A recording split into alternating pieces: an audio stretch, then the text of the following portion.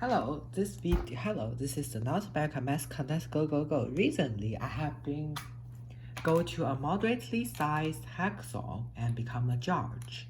So I'm going to talk about how the judging process works for today. So the judging process, we are going to separate it into two things. The first thing is to decide the general winner, and the second thing is going to decide the winner in each subcategory. So first of all, let's talk about how to be a judge. Usually the judges, they will not publicly claim that they need a judge on the website. So therefore, to try to be a judge, you will have to email multiple hackathons. And sometimes the hackathons won't give you feedback. Like I remember, when I'm judging, when I try to find the spot for judging, I asked 15 hackathons. And I remember that 5 of them give me feedback. And after that, they will tell you the specific process about trying to be the judge. Usually, they will ask you for a resume and a LinkedIn profile. And they will then assess you based on your professional ability, I think. And after that, after they have viewed the judge, they usually won't reply you back about, sorry, you get rejected if they don't like you. They usually won't. But if they do, they will say, okay, congrats, we would like you to become a judge. Yeah. So that's the process of become a judging. So I have been rejected by multiple hackathons as a judge, but luckily there's one moderately sized one that's willing to accept me. I'm happy. So now let's talk about the time and what the judge need to do. So basically, the judging happens after the interview have ended, the presentation on a virtual hackathon, where the judges need to decide together about two things. First is the general winner, who wins it. And the second is about winners in each sub-award, such as the best award in voice flow. Usually some winners will get money. Real money.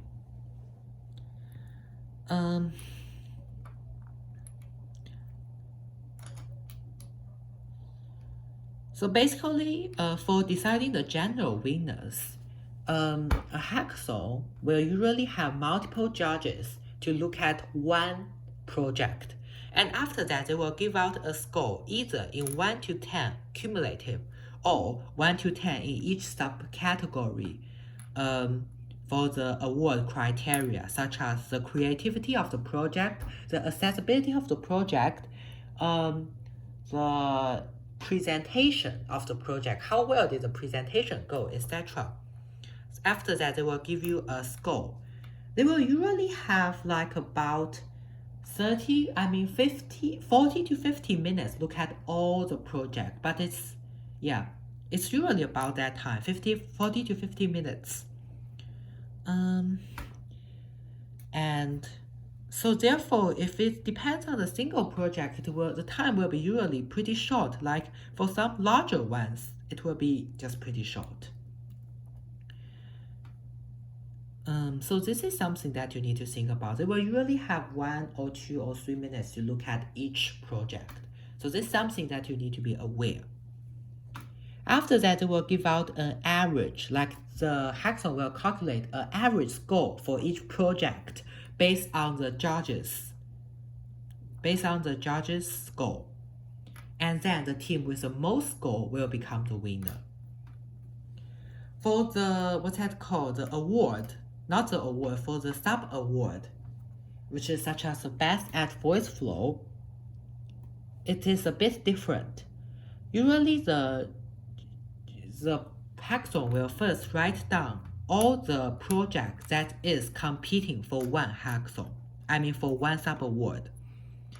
And after that, the judges will be here to discuss about the award. How do they discuss? Basically, for smaller hackathon, they will just simply tell you. They will just simply, each judge will just tell, this one is good, this one is good, this one is good. So therefore, they will decide a final winner. For a larger one, it may be more sophisticated. It will usually requires like a reference to the score they get for the average section and some other things. Yeah. But usually I find out is that if a majority of the voters,